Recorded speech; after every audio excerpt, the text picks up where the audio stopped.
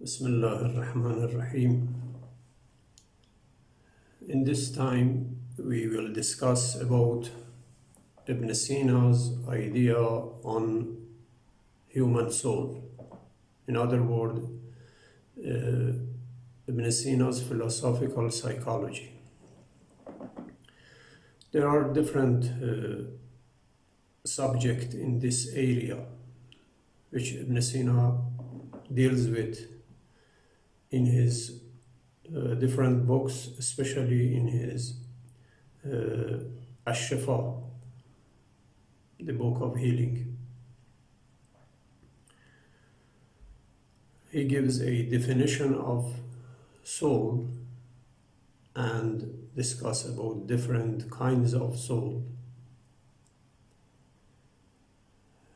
and bring argument for the existence of a rational soul, which is human soul,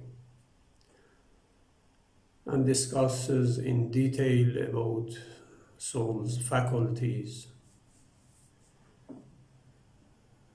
perceptions, knowledge, and other qualities of human soul.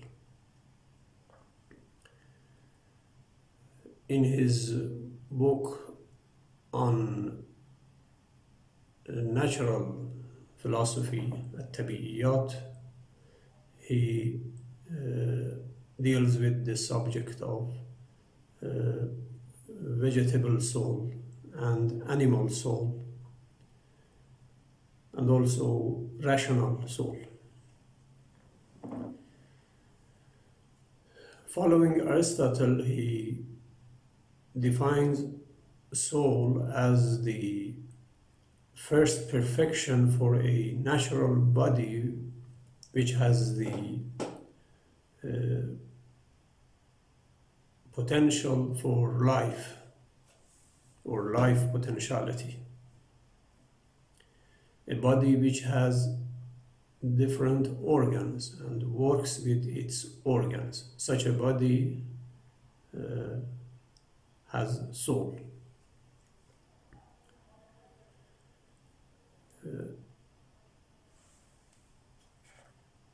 Of course, there are different kinds of soul in Ibn Sina's philosophy. The first is the soul of spheres, and nufus al-falakiyya. According to the ancient astronomy, spheres have soul and body. But the terrestrial souls in the world of nature, in the earth, are of three kinds. النفس النباتي, النفس الحيواني, النفس الإنساني. Vegetable soul, animal soul, and human soul. Soul in general is الكمال الأول لجسم طبيعي عالي, the first perfection or first actuality of a natural body that has life potentiality and possesses organs. So vegetative soul or vegetable soul is the lowest soul, which has some qualities like capacity for self-sustenance, growth, and reproduction. تغذية, الرشد, وتوليد المثل. This is the meaning of vegetable life, the capacity for self-sustenance, growth, and reproduction. This is the first level of soul.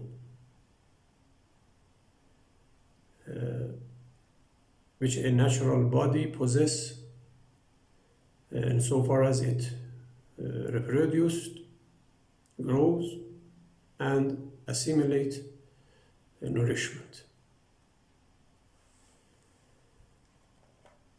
Then we have animal soul, which is higher in terms of perfection, and it has, in addition to what a vegetable soul has, like self-sustenance, growth, and reproduction, it has sensation, it has sensibility, hassas. Animal soul is hassas, means it has sensory perceptions.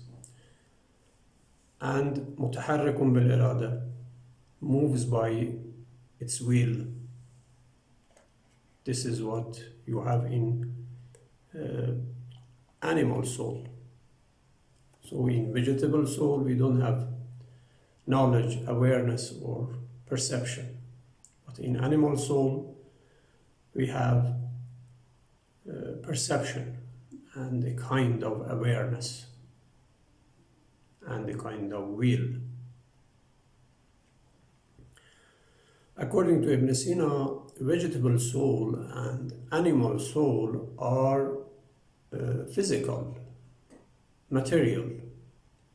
They are material substance, not immaterial.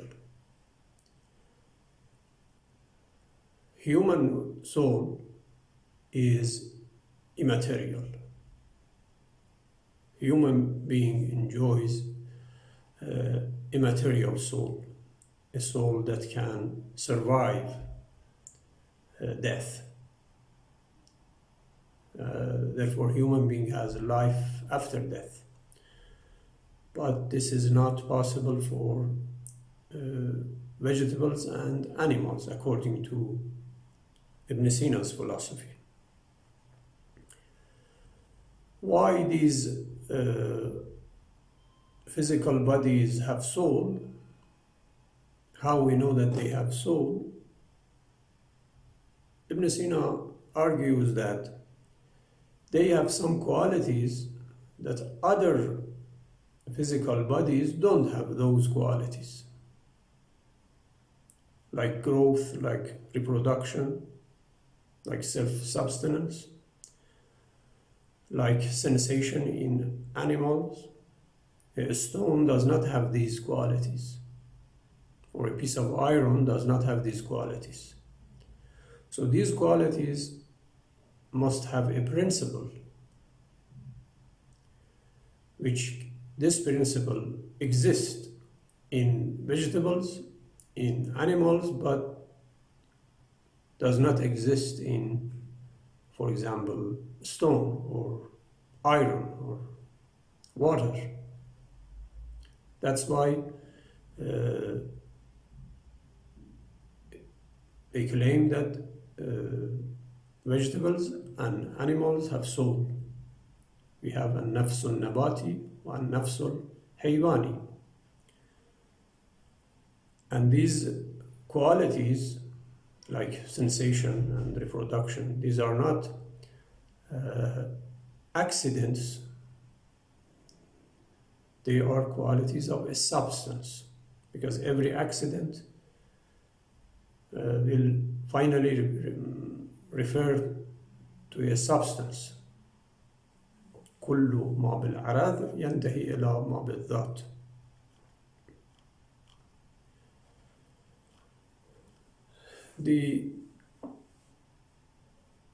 Of course, as definition shows, not all physical bodies have soul.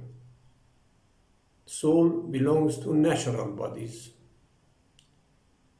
كمال أول لجسم طبيعي, natural body, not artificial body. For example, a refrigerator or a television does not have soul. It is not a natural body, it is artificial. And this natural body must have organs, different organs, like a tree, which has branches and roots and different parts. But a stone does not have different organs. So this is another condition for having soul. These qualities are source of life and activities that relates to life. So any physical body which is natural body, not artificial, and which has organs, when it is composed of different elements, primary elements, the four elements like water, fire, air, and dust or earth, when they have a kind of composition, a special composition which produces a temper, then it becomes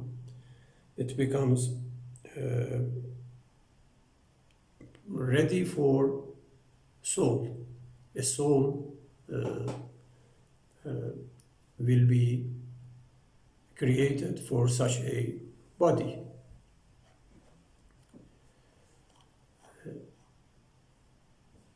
Human soul, in addition to what vegetable soul and animal soul has, human soul has the quality of knowing or perceiving universals, idrakul kulli. In addition to sensory perception, human has the ability to perceive universals, universal concepts. This is peculiar to human being. Animals have sensory perceptions. They can perceive particulars, but according to Peripatetic philosophy, they do not have the capacity to know universals. They cannot have universal concepts. Therefore, they cannot have universal judgments. They cannot have universal propositions, and knowledge that human enjoys is due to his ability to know universals. How we can prove that human being has a soul? Of course, when Ibn Sina talks about human soul is a substance. So beside our body, we have a soul which is a substance. And this substance is immaterial and immortal. So soul is al-jawhar al-thabit al-mujarrad, an immaterial substance.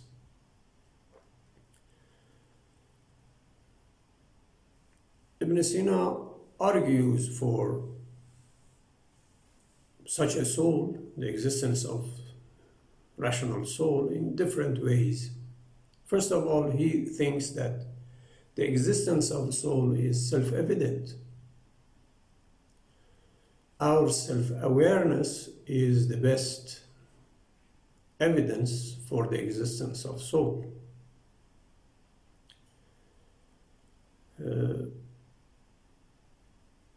Here he has a famous argument which is known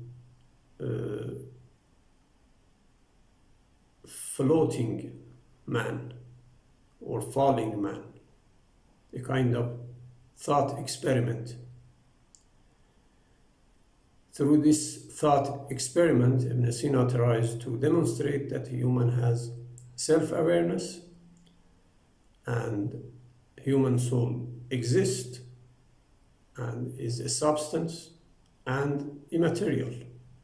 For the substantiality and immateriality of soul, he has this thought experiments. He says that if we imagine ourselves that we are created at once while we are suspended in the air, isolated from all sensations, which include no sensory contact with even our own bodies. When we don't have any contact with anything and we don't use any of our senses, we don't see anything, we don't hear any voice, we don't touch anything. And even when we are unaware of our bodies, our body, our organs, we are created, we didn't yet use our senses, we have no idea of our body, we have no idea of the external world, there is no air that, we feel. But in this scenario, we are aware of ourselves.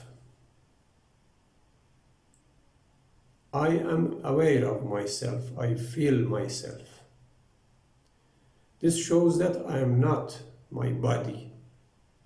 The substance that is aware of itself is not the body, because we don't see the body, we don't yet know the body in this scenario. Let's read part of the translation of Ibn Sina's word here. One of us, a human being, should be imagined as having been created in a single stroke, created perfect and complete, but with his vision obscured so that he cannot perceive external entities, created falling through air or a void in such a manner that he is not struck by the firmness of the air in any way that compels him to feel it, and with his limb separated so that they do not come in contact with or touch each other. Then contemplate the following. Can he be assured of the existence of himself? He does not have any doubt in that his self exists, without thereby asserting that he has any exterior limbs, nor any internal organs, neither heart nor brain, nor any one of the exterior things at all, but rather he can affirm the existence of himself, without thereby asserting that this self has any extensions in space, not a physical body. Even if it were possible for him in that state to imagine a hand or any other limb, he would not imagine it as being a part of his self, nor as a condition for the existence of that self. For, as you know, that which is asserted is different from that which is not asserted, and that which is inferred is different from that which is not inferred.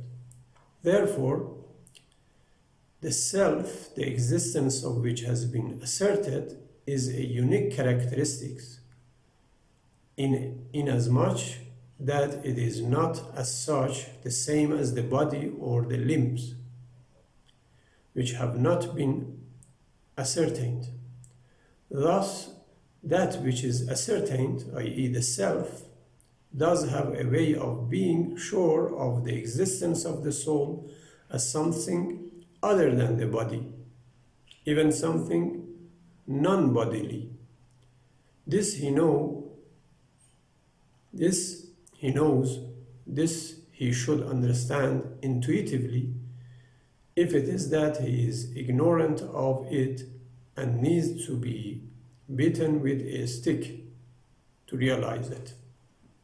This is from Kitab al-Shifa, on part that relate to soul. Of course, this is not a logical argument. As Ibn Sina himself says, this is just a reminder, a tanbih. He invites us to to think of such, to imagine such a scenario. Then in this hypothetical situation, we can realize ourself, which is not our body. We are ignorant of our body in this assumption, but we are aware of ourselves. Therefore, myself is not my body. Because I don't know body, but I know myself. So we have here two things, body and soul. And since it is not body, since it is not a physical or corporeal reality, it is immaterial. It is an immaterial substance which has self-awareness, and this is a quality that you cannot find in physical body. So in this way, Ibn Sina explained the existence of soul. Of course, he has other arguments which are mentioned in his book Al-Shifa and in his other book Al-Najat.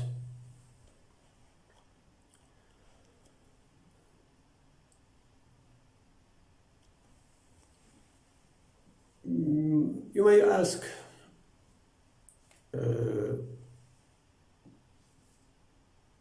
whether feeling something or having a perception of something means that that thing exists. You know, if we feel something, it shows that what we feel exists.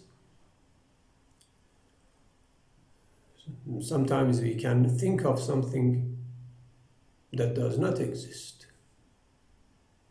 For example, when we are in a dark space, we fear of something. We feel that something terrible exists in this dark space. But in reality, nothing exists.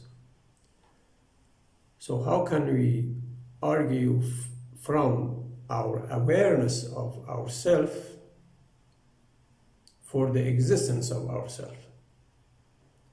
Because it is possible to be aware of something or to have a conscious of something, to feel something without being exist.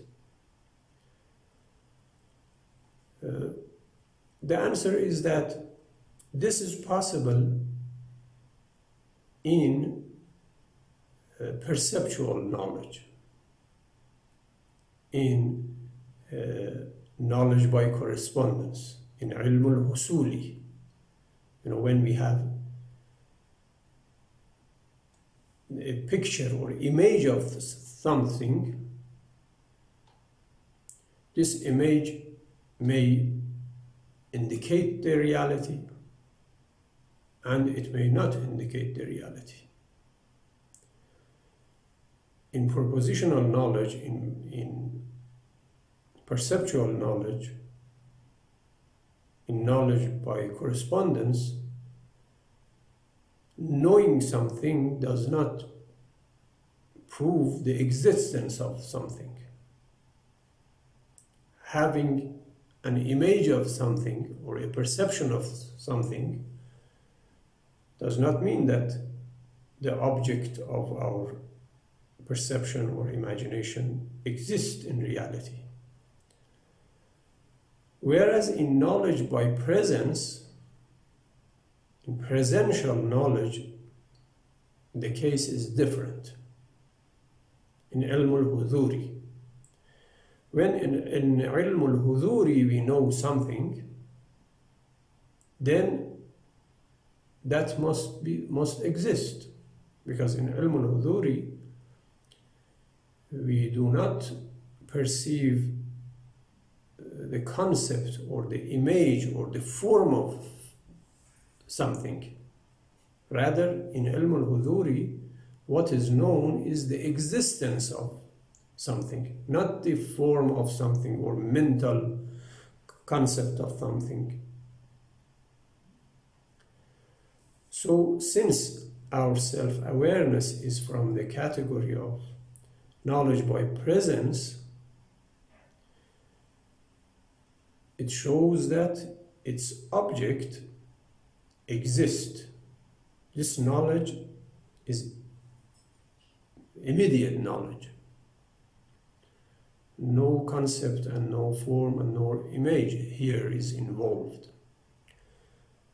So that's why this can be an evidence for the existence of human soul. As we mentioned, human soul has a particular characteristic, a particular quality, which is idrakul kulli,